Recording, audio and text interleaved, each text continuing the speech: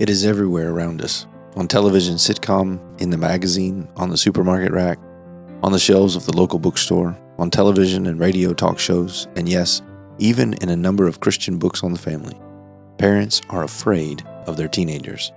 Even as they are enjoying the early years of a child's life, they are looking over their shoulders with dread, expecting the worst, knowing that in a few short years this precious little one will turn into a monster overnight.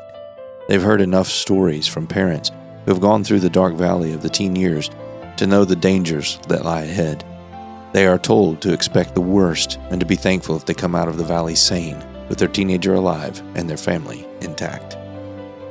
From Age of Opportunity, a biblical guide to parenting teens by Paul David Tripp.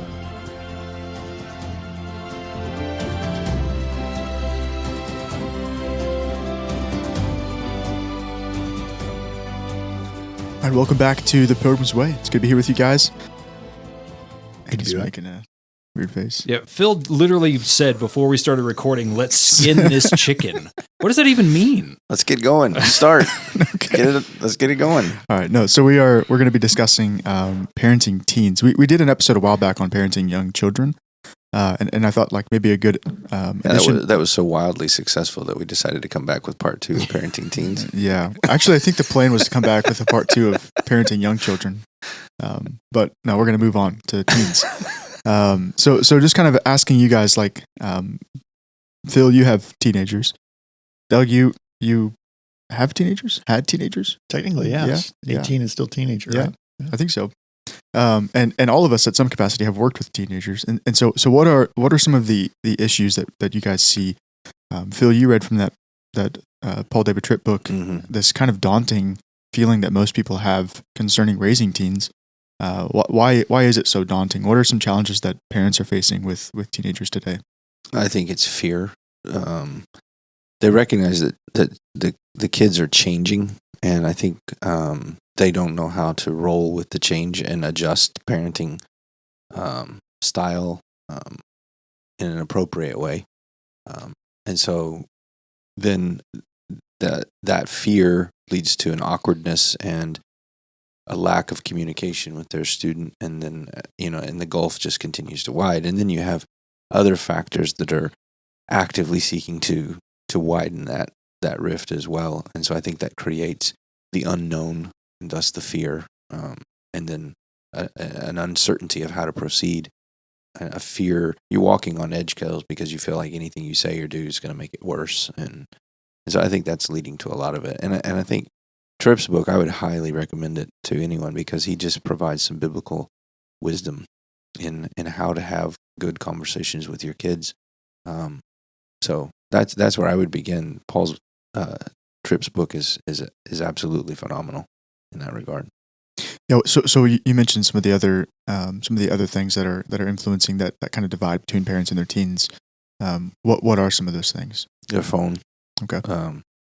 I am growing increasingly convinced that phones, and particularly social media for students, are very unhealthy to their mental well-being, to their emotional well-being, and especially to their spiritual well-being, and even physical well-being. I mean, they're not engaging in life. They're not enjoying life. They're just living vicariously through a virtual screen at somebody else's life and laughing and looking at someone else's life, and they're not living their lives. And they're increasingly isolating themselves from one another, but also from their parents. And they are feeding this prideful, narcissistic, I need to be affirmed constantly.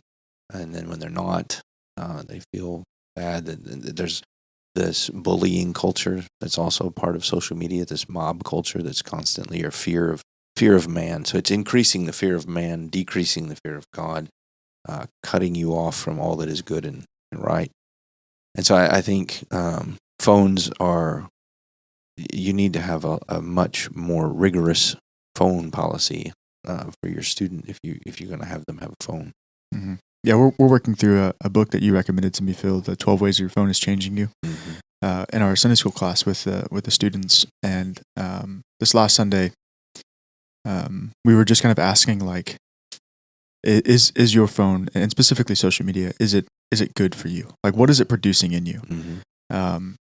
And I asked them like there are real people who write these algorithms that show up in your feed. Like, there are people behind the screens that you'll never see, you never know, you don't know their name. But do you think that they want good for you? And the answer is probably not. Like, like they're concerned with the bottom dollar, with more interactions, more usage, regardless of what it costs. And the way that they do that is they'll post or have things show up in your feed that'll cause you to have very strong emotions one way or another. And so it's producing things like envy. Like you see what everyone else has and you see your lack. And so now you're envious, you're coveting things.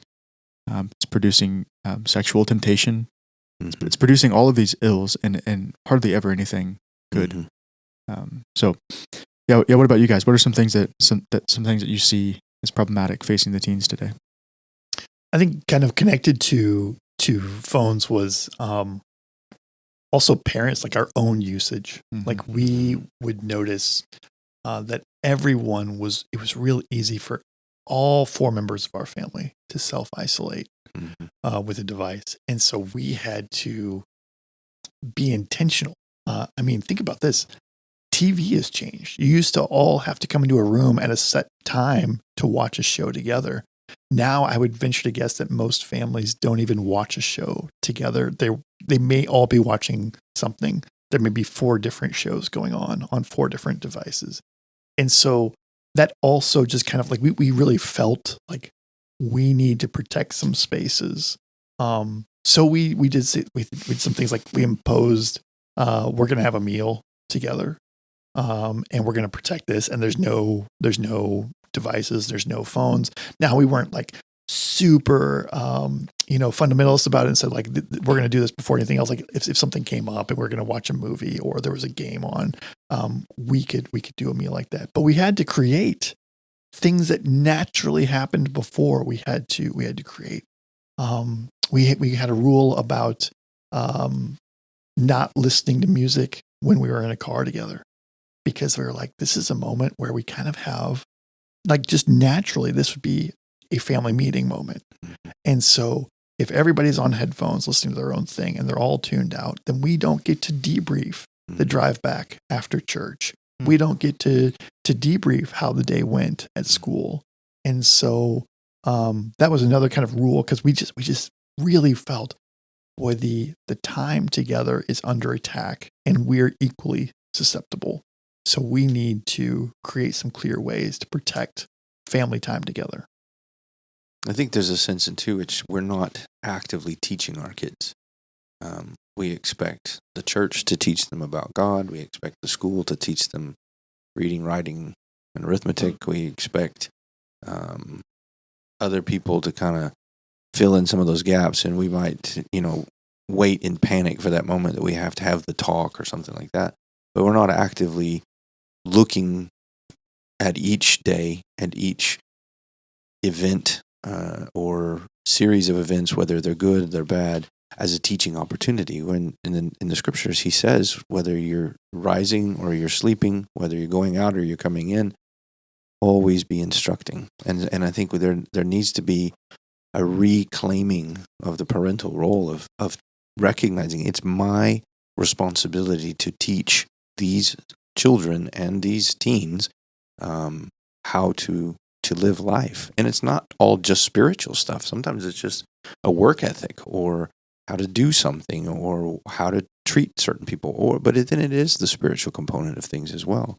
And so an abdication of the teaching responsibility to other people, to the professionals, I think is another problem that's isolating teens from parents.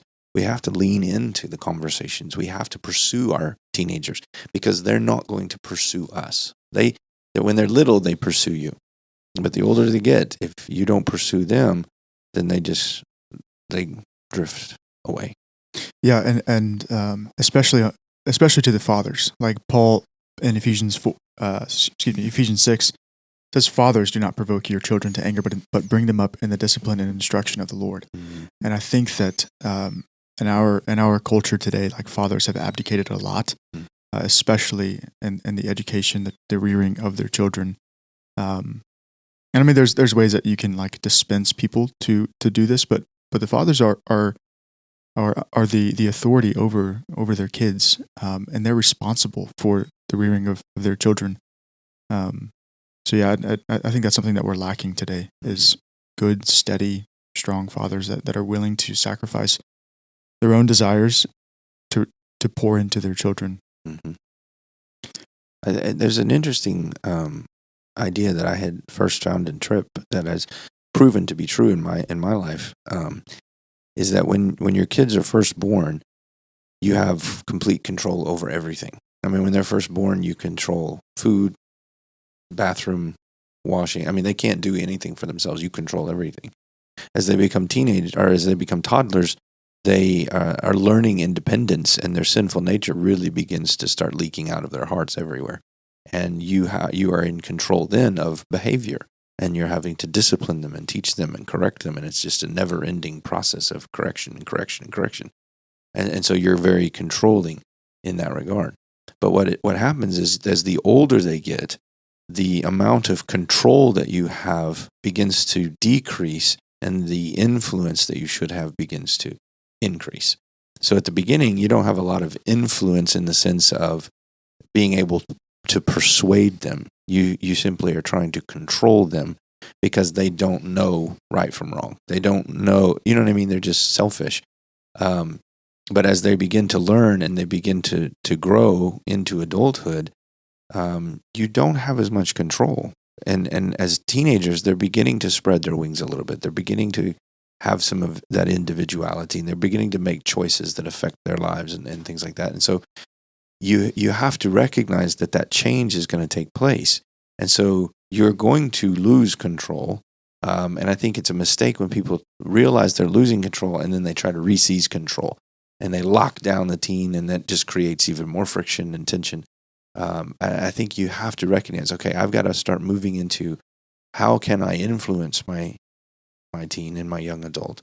And when you begin to do that, when you can shift from control to influence, that influence goes on even into their adult lives. As you become a grandparent and they become a parent, they come back for advice. They come back, and not just on parenting, but on everything in life, because they recognize in you a voice of wisdom. But if you always are just control, they just want to get away from you. And that also causes that rift and that division. And so you have to recognize control to influence. And as they get older, what was high control, low influence shifts to where it's low control, high influence. Yeah, and so now you're moving into like what do we do? Like Mm-hmm. we've got all of these problems in front of us. How can we positively influence teenagers, our kids, so that they would do so that they would love the Lord, so that they would work hard, so that they would. I mean, even small things like I'm noticing right now in our current, and maybe this is true throughout history, but like teenage boys don't know how to even talk to a girl. Like how are they going to be set up for success? Like they can't even hold conversations with the opposite sex. They don't know how to look at people in the eye. They don't know how to do anything. And so what are some things that we can do as parents to set them up for success in all areas of life? I think actively pursuing them, communicating with them. You have to remember you're still the parent. And I think, maybe when Tripp wrote this book, it was more common that in teenagers, the people thought that, well, I've just got to be their friend and not be their parent. And as a result, they allowed the child to choose everything without saying, no, you're not going to do that. You do have some choices, but you don't have complete freedom in choices. They might have more choices as a teenager than they had as a toddler. They should, but they don't have complete adult freedom choice, right? Because they're still living in your home. You still have authority over their life. You're still responsible for them before God. And so you have the responsibility to say no. You have the responsibility to have consequences for certain actions and things of that nature. I think what you're seeing now in the public school system, in the parenting that's happening now, is that has filtered down into little children. to where we ask a child constantly, do you want this? Do you want that? Do you want to eat this? Do you want to eat that? Or do you want to go here? You don't want to go there. Do you want to play with this? You don't want to play with that. And these children, they do not have the capacity to make good choices. They only have the capacity to make sinful choices, selfish choices, and that's increasingly what they do.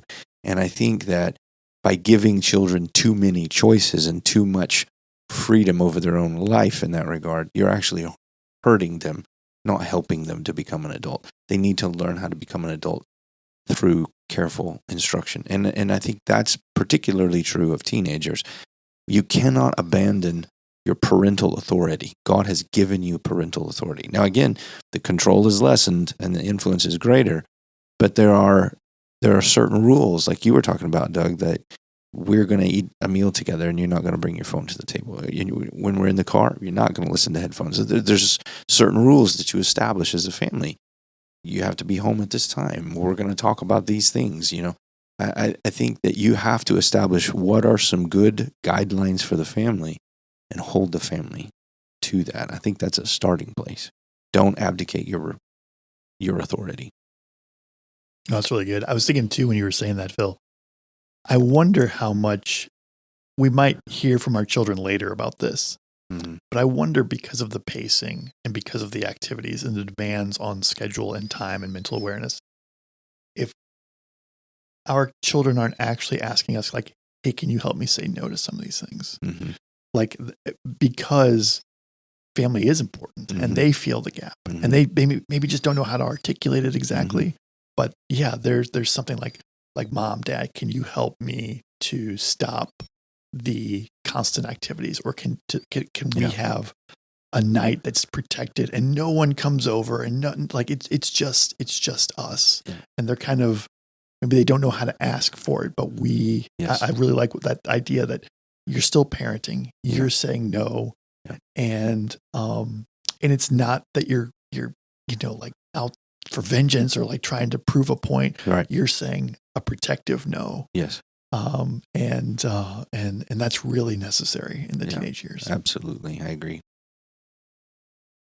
Yeah. I think it's being intentional, and recognizing you have to take the initiative, like even in conversations, and you have to pursue them and talk to them about, like one of my boys, he's a sophomore this year. He got asked to prom, so he went to prom. So he comes home from prom, and his mother is, 20 questions. Okay. And at first he's like, it was fine. It was fine. But what was really cool is they didn't get to have the great conversation right away because she had to take our daughter to a dance thing. And, but what was neat was last night, he came into our bedroom and he was waiting for her to come out of the bathroom, so that he could talk to her about what happened. And I think that's because she's intentional. And in pursuing that, we want to talk about your relationships. We want to talk about what's going on. And I think, I think you have to pursue them, and you have to be willing to have conversations when they are ready to have conversations. They're not always ready to talk whenever you want to talk. What I have found, unfortunately, is I'm a morning person, not a night person. Teenagers most often want to talk at night, and it's like it's like fighting for cognitive awareness. I can't think straight, but I've got to focus, because this is when they're open. Suddenly their heart's open. They want to talk. And if you shut that down, they're not going to come as easily the next time. You have to be willing to talk when they're ready to talk.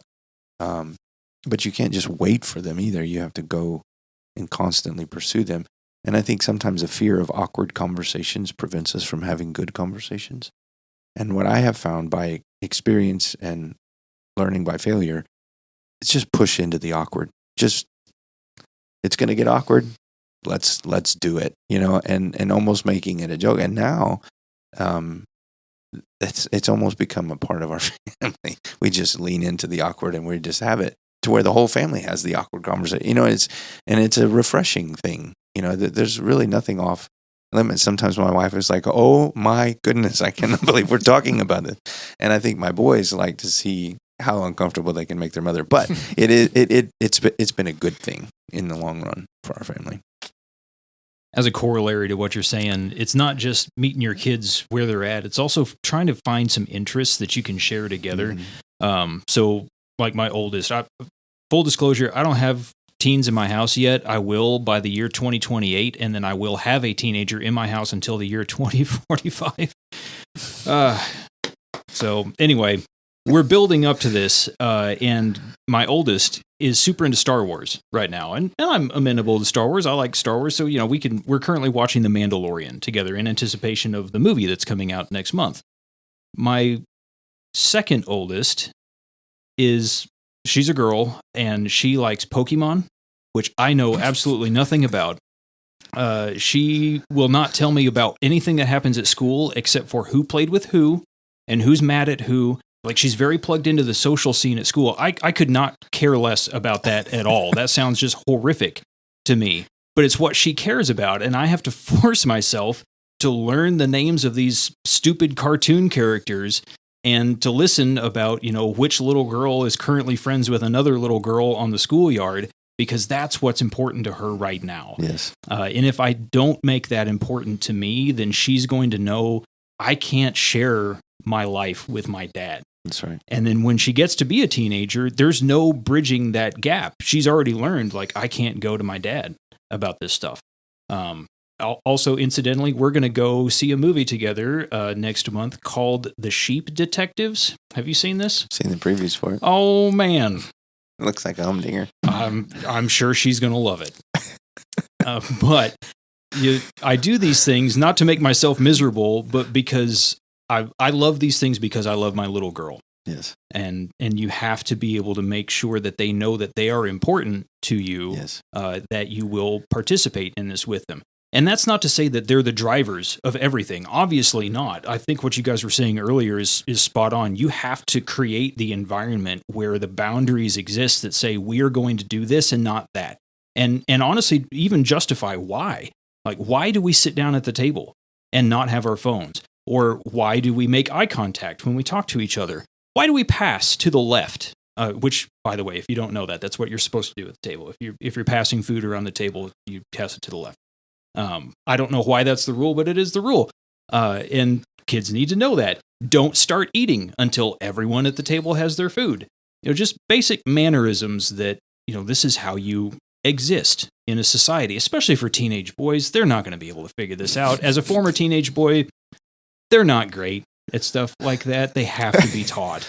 And being deliberate about that is important. And not even just stuff in the house. Like I talked to Gavin about, the U.S. pilot, they got shot down, and the weapons system officer in Iran. And the United States went and got him and ended up losing like an A-10 Warthog and 2 C-130 transport planes to the tune of like $200 million worth of military equipment. Why in the world would we trade one person for $200 million worth of stuff? Well, it's because people are more important than things. And even just having those basic conversations about current events, like why is this important? Well, because we're Christians and because people are made in the image of God, it is more important to save a life than it is to save an airplane. Mm-hmm. And having those just little conversations, if you're even halfway analytical about the world, you can train your kids to be the same so that when they go to school and they're trained by quote unquote professionals and experts, or when they go to college and they're no longer a part of your household, they're going to be more resistant to those ideas that we would know intuitively are wrong, but we've never taught them to recognize that they're wrong as well. Yeah. Something else I would go ahead. Yeah, just to add on to that, like this, Andy, what I think you're saying is like this starts way before they're teenagers. Yeah, some of the mistakes that Phil had mentioned earlier. I thought you were going to say this is one of the mistakes that Phil had made. Yeah. Yeah, this guy did everything wrong. So some of the mistakes that Phil had mentioned earlier are mistakes that you don't realize have been made until the damage has already been done and there's no going back. If you have to be preemptive about that sort of thing, which is what you're saying. Yeah, like I've got an almost 2-year-old, and he has started to ask, "'Cause why? 'Cause why? 'Cause why? Everything is 'cause why?" And growing up, whenever we asked our parents, why, it was the most common question that they would just say, "Because I said." And I have to really, really try my hardest to not just say that's not always wrong. Because I said, I know, but like some stuff I can give you an explanation for. Why do we look at each other in the eye when we have a conversation? Because it's kind. Yeah, Because it shows the it's, person that you have your full attention. or it's 8:00 at night, and we can't go to the park right now, buddy. And he's like, "'Cause why?" It's like, well, because it's nighttime and it's time to start getting ready for bed, and so those kinds of things. I mean, there are some times that I'm just because I said so, like because I'm your dad and I can say no. but yeah, it starts way before they're teenagers, being ready and willing to have conversations with your kids. Even like with my toddler, he started to at least attempt to say full sentences. And like the other day, Alexi and I were sitting down, and he would run up to us and he'd start speaking gibberish, and he's like all in on this conversation that he's having with me. And I've got my phone in my hand, and it just clicked that like he is wanting to talk to, I don't know what he's saying, but he's wanting to talk to me. And so I'm just like, yeah, but as you start, and so creating that kind of space where they can come to mom and dad, and mom and dad are going to listen because they care about me. So Phil, you were going to say something. I was going to say, the Lord has given us 7 kids. So, our older 4 are pretty close in age, and the younger 3 are close in age. And there's a little bit of a bridge between them, but there were mistakes that we made, I think, with the older 4 that we've said, well, just because we did it wrong the first time, we don't have to do it wrong the next time we go through it. And so being able to learn from your mistakes is really important. Like, we don't have to do the same things we did with the younger ones just because we did it with the older ones, and we don't want them to have this, like, if I made a mistake, I don't want to repeat it. I want to do something different. I want to be better. We've had that conversation in regards to the amount of activities we allow the family to be engaged in, because it's not just, well, we want our kids to have as many opportunities as they can, sure, but at the expense of the whole family. Like when the whole family has to live at a ballpark 5-6 nights of the week because you have multiple children in multiple places, it's not worth it. And to be able to say, okay, you can do this, but this, we're not going to do this right now because our family needs time to do something else, and it's not fair to the whole group. And so that's not always easy to learn to say, okay, we're going to do something different. But I think it's really important to learn from mistakes. Yeah. So kind of as we wrap this episode up, some just last thoughts. Like, what would you say to a parent of a teen? Maybe they did make some of these mistakes, with when their kids were younger. How can they bridge that gap? How can they restore relationships here? You'd brought up like your concern about young teenage boys like not knowing how to maybe approach and talk to girls. I think one of the blessings that we have in this is that their cameras are always on. They are always recording. They are watching us closely. And so any fear that I have about that is actually going to be assuaged by, I'm going to treat their mother in such a way that they're going to see how to talk to her, and they're going to learn it. And my daughter is going to see how my wife relates to me, and they're going to overcome. So I need to exemplify Christ as much as possible is the best thing that I can do for raising believing teenagers. Yeah. Secondly, I think Tripp says it, but pray for them. And that sounds kind of like, okay, yeah. But the reality is prayer is the mechanism by which God works to bring about change. And I think we don't pray for our kids enough. We talk them to death sometimes, and we should really just be praying for them more. And I think when you think, okay, my kid's really selfish, well, pray that God would make them selfless. Pray that God would make them consider others more important than themselves. When my kid is angry all the time, or when my kid is lying all the time, pray that God would convict them of lying. Pray that God would produce in them a love of truth so that they hate what is evil and love what is good. Praying specifically about the heart problems that you see in your kids is really, really is important. And praying consistently over a long period of time is where I think you're going to see God really begin to do a work in them. And so I think praying for your kids, being intentional, and pursuing them in conversation, I think are all critical. Yeah, and pray with them. Joel Beakey has some really good resources on parenting and family discipleship type stuff. And a lot of that he explained was born out of watching how his dad prayed for him, like prayed with him for him.